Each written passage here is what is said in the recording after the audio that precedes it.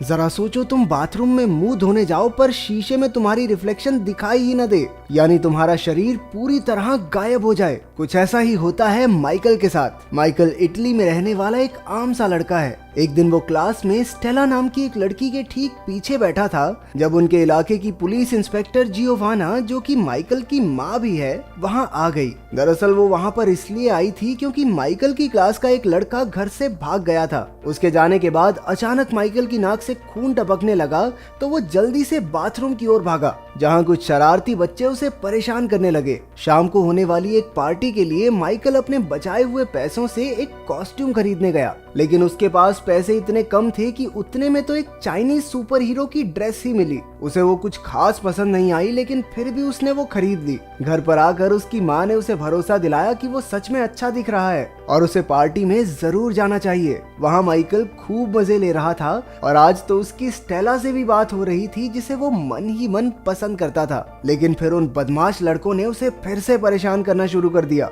और वो उनसे बचने के लिए भागकर बाथरूम में छुप गया। इस सब से परेशान होकर उसने जोर से कहा कि काश वो अदृश्य हो जाए। अचानक से लाइट चली गई और वो खिड़की से भागकर घर चला गया। अगले दिन उसके कुत्ते के भौंकने की आवाज से उसकी नींद खुली और जब वो बाथरूम में ब्रश करने पहुंचा तो उसने देखा कि वो शीशे में दिखाई ही नहीं दे रहा था। उसके कपड़े तो दिख रहे थे लेकिन उसका शरीर एकदम गायब। उसने जल्दी से सारे कपड़े उतार दिए। अचानक से उसकी माँ वहाँ आ गई, लेकिन जब उसे भी वो दिखाई नहीं दिया तो वो समझ गया कि वो अदृश्य हो चुका है और उसके अलावा उसे कोई नहीं देख सकता। उसने एक कागज पर लिखा कि वो आज जल्दी स्कूल जा रहा है और उसे अपनी माँ के पास रख दिया। कागज पढ़कर जियोवाना ने उसे फोन किया और गायब हुए माइकल ने कॉल उठाकर कह दिया कि हाँ मम्मी, सब बढ़िया है, मैं स्कूल पहुंच गया, मेरी चिंता मत करना। फिर वो अपने शरीर को पूरी तरह कपड़ों से ढककर स्कूल पहुंचा। इसके बाद उसने सोचा कि क्यों ना अपनी इस नई ताकत से उसे परेशान करने वाले लड़कों को सबक सिखाया जाए। वो अपने सारे कपड़े उतार कर स्कूल में घुस गया।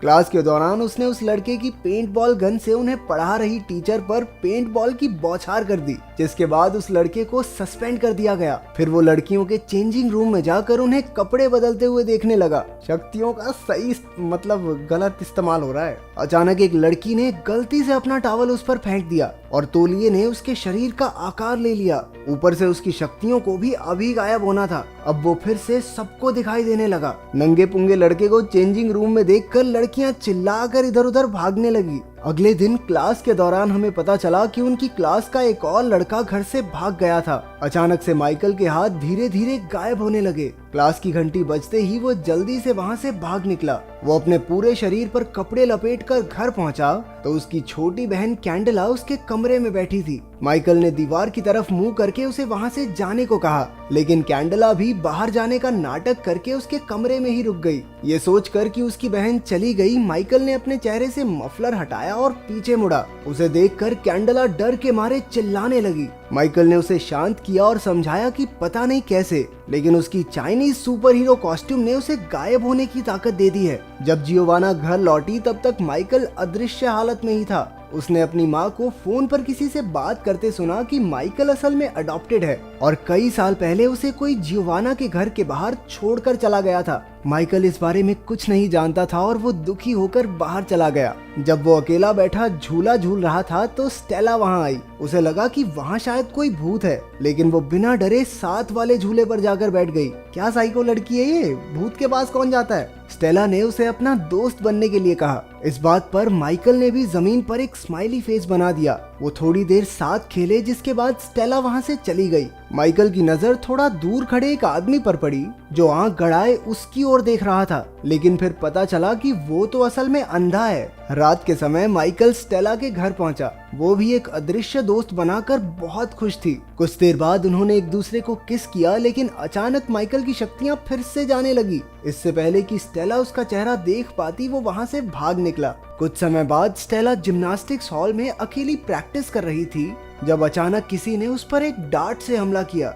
जल्द ही वो बेहोश होकर गिर पड़ी। अपने घर पर बैठा माइकल ठान लेता है कि अब वो स्टेला को अपनी शक्तियों के बारे में बता देगा। वो अपने कुत्ते को घुमाता हुआ जिम्नास्टिक्स हॉल के पास पहुंचा, जहां उसने मुखौटा पहने एक आदमी को देखा जिसने स्टेला को अपने कंधे पर उठाया हुआ था। माइकल ने उसे रोकने की बहुत कोशिश की। उसके कुत्ते ने तो उस आदमी के हाथ पर काट भी लिया, लेकिन वो आदमी किसी तरह स्टेला को अगवा करके वहां से भाग निकला। कुछ देर बाद पुलिस वहां आ गई और उन्हें समझ आया कि बच्चे घर से भागे नहीं बल्कि उन्हें तो किडनैप किया गया है। स्टेला की आंखें खुली तो वो एक सुनसान कमरे में थी और उसके सर से बहुत सारी तारें जोड़ी गई थी। हम देखते हैं कि वहाँ पर माइकल का एक टीचर भी मौजूद था। उन्होंने स्टेला पर कुछ टेस्ट किए और बाद में बाकी 2 बच्चों के साथ एक कमरे में बंद कर दिया। अगले दिन माइकल समुद्र किनारे अकेला बैठा था जब वो अंधा आदमी उससे मिलने आया। वो उसके पूछने से पहले ही उसके सभी सवालों का जवाब दे रहा था, मानो वो आदमी माइकल का दिमाग पढ़ सकता हो।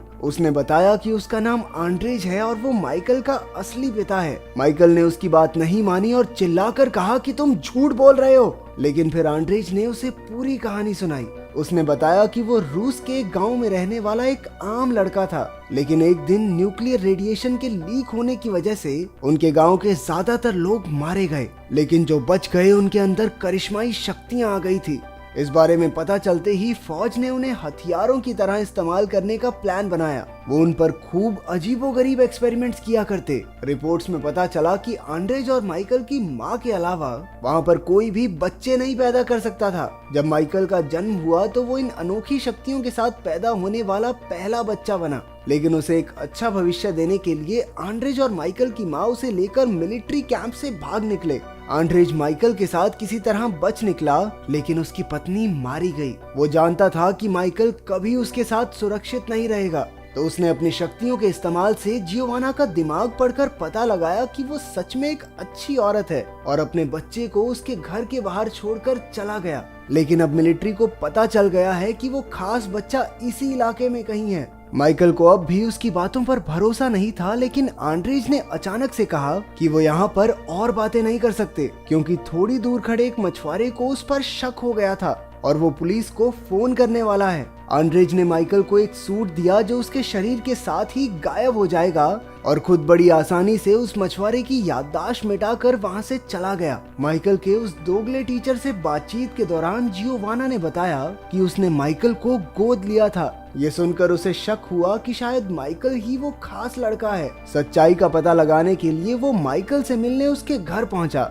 बातचीत के दौरान माइकल ने टीचर के हाथ पर कुत्ते के काटने का निशान देखा और वो समझ गया कि वही स्टेला का किडनैपर है। वो एक कमरे में जाकर गायब हो गया और मौका देखकर भाग निकला। भागते भागते माइकल ने उसे परेशान करने वाले शरारती लड़के इवान को देखा। वो उसके पीछे बैठ गया और उसे जल्दी से बाइक भगाने को कहा। एक सुनसान जगह पहुंचकर माइकल ने इवान को सारी बात समझाई। उधर स्टेला ने दिमाग लगाया कि अगर वो एक के ऊपर एक खड़े हो जाएं, तो कमरे से बचकर निकल सकते हैं। उसकी तरकीब काम भी कर गई और वहां से निकलकर वो छत पर पहुंची, जहां उसे एक सर्च लाइट मिली। उसे भरोसा था कि उसका अदृश्य दोस्त उसे जरूर ढूंढ रहा होगा, तो उसने लाइट पर वैसा ही स्माइली फेस बना दिया जैसा उनकी पहली मुलाकात वाले दिन माइकल ने बनाया था। उसके सिग्नल को देखकर माइकल समझ गया कि स्टेला कहाँ है।